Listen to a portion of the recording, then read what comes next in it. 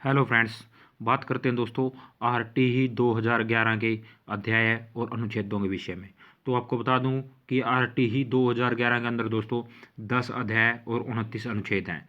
तो इन 10 अध्याय और 29 अनुच्छेदों को हम क्रमवार से पढ़ेंगे, जिससे आपको याद करने में दोस्तों आसानी हो जाएगी।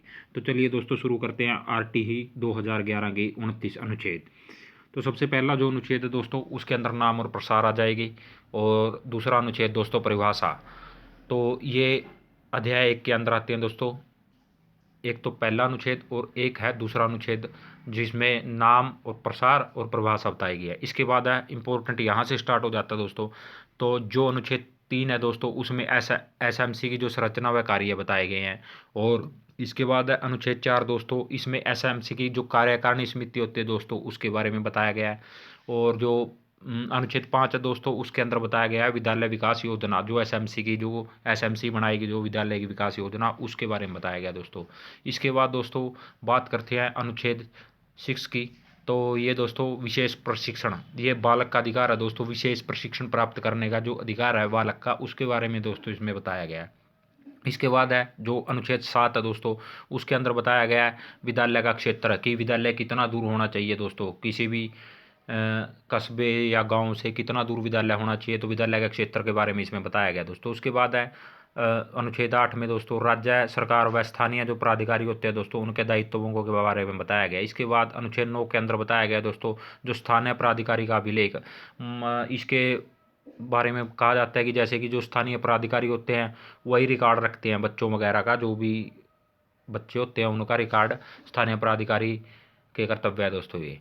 तो जो अनुच्छेद 10 है दोस्तों, उसमें 25% सीटों पर जो प्रवेश, जो ईडब्ल्यूएस के बच्चे होते हैं दोस्तों, जो प्राइवेट स्कूलों के अंदर जो फ्री में जो शिक्षा दी जाती है दोस्तों, 25% सीटों पर प्रवेश उनको दिया जाता है, जो ईवीएस कैटेगरी के अंदर आते हैं।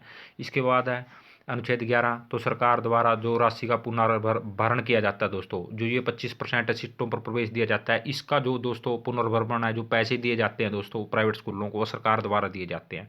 इसके बाद है दोस्तों अनुच्छेद 12, इसमें दोस्तों आयु के जो दस्तावेज है उनसे संबंधित बताया जाता है कि आयु के कौन से दस्तावेज लगेंगे। और नंबर 13 पे है दोस्तों प्रवेश के लिए विस्तारित कालावधि। तो इसमें दोस्तों होता है कि ये है कि जैसे कोई बच्चा एडमिशन टाइम पे ना आए तो उसको बाद में भी एडमिशन दिया जा सकता है दोस्तों, बाद में भी एडमिशन दिया जा सकता है। उसको ये नहीं कह सकते कि हम नहीं, अब एडमिशन बंद हो गए हैं। तो प्रवेश के लिए विस्तारित कालावधि इसमें बताया गया है। इसके बाद है विद्यालयों की मान्यता, 14 नंबर पे विद्यालयों की मान्यता, इसमें विद्यालयों की मान्यता के बारे में बताया गया। और 15 में दोस्तों मान्यता वापस लेना, कि विद्यालय जो सरकार है विद्यालयों की मान्यता वापस ले सकती है। इसके बाद है 16वां, तो 16वां दोस्तों अध्यापकों की जो न्यूनतम योग्यता होती है उसके बारे में बताया गया। 17वां दोस्तों योग्यता में जो शिथिलीकरण के बारे में बताया गया। 18वां दोस्तों न्यूनतम योग्यता अर्जित करना। 19वां दोस्तों अध्यापक के जो वेतन भत्ते होते हैं उनके बारे में। 20वें में दोस्तों अध्यापक के कर्तव्यों के बारे में बताया गया। और 21वां मोस्ट इंपॉर्टेंट है दोस्तों अध्यापक व छात्र का अनुपात, इसके अंदर बताया गया कि कितना होना चाहिए। नंबर 22 पे दोस्तों शैक्षणिक पाठ्यक्रम व मूल्यांकन के बारे में इसमें बताया गया। 23 में दोस्तों प्रमाण पत्र प्रदान करना, यानी कि जब आपकी शिक्षा कंप्लीट हो जाए तो आपको प्रमाण पत्र प्रदान कर दिया जाए। इसके बाद है दोस्तों अनुच्छेद 24, इसमें अध्यापकों की शिकायतों का निवारण दोस्तों, अध्यापकों की जो शिकायतों का निवारण इसके अंदर किया जाता है।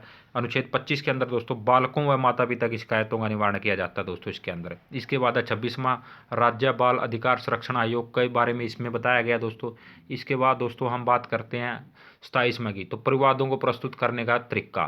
तो परिवादों को मतलब कि हमने कोई बात कहनी है तो उसके बारे में ये बताया गया कि किस तरीके से हमने अपने जो शिकायत है उसको प्रस्तुत करना है, वो इसके बारे में बताया गया दोस्तों परिवादों को प्रस्तुत करने का तरीका, जो अनुच्छेद 27 में। इसके बाद 28 में राज्य सलाहकार परिषद के बारे में इसमें बताया गया दोस्तों, राज्य सलाहकार परिषद। और 29 में दोस्तों शंकाओं का निवारण। तो ये थे दोस्तों आरटीई 2011 के कुछ प्रमुख अनुच्छेद, सभी बता दिए मैंने। 29 अनुच्छेद है इसके अंदर और इनके बारे में बता दिया गया। 10 अध्याय और 29 अनुच्छेद हैं दोस्तों।